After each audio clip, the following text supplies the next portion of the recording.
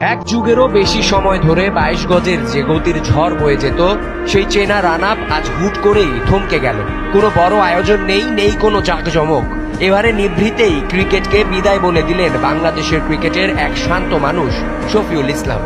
মনে পড়ে 2011 বিশ্বকাপের সেই অবিশ্বাস্য রাত। চট্টগ্রামের জহুর আহমেদ স্টেডিয়ামে যখন হারের সংখ্যায় কাঁপছিল পুরো দেশ, তখন ব্যাট হাতে ধ্বংসস্তূপ থেকে ইংল্যান্ডের বিপক্ষে মোহাম্মদুল্লাহ রিয়াদের সাথে শফিউলের সেই লড়াকু ব্যাটিং আজও প্রতিটি ক্রিকেট প্রেমীর হৃদয়ে গেঁথে আছে। 11টি টেস্ট, 60টি ওয়ানডে আর 20টি টি-20 মিলিয়ে দেশের হয়ে 100রও বেশি উইকেট শিকারী এই পেসার সবসময় ছিলেন একজন আদর্শ টিমম্যান। গতির ঝড় তোলা সেই চেনা সুহাস আর নেই 22 গজে, তবে তার সেই লড়াকু মানসিকতা আর মাঠে রমায়িক হাসি রয়ে যাবে ভক্তদের মনে। কোটি মানুষের সেই চিৎকার আর আনন্দের অশ্রুর নায়ক আজ নিজেকে সরিয়ে নিলেন সব ধরনের ক্রিকেট থেকে।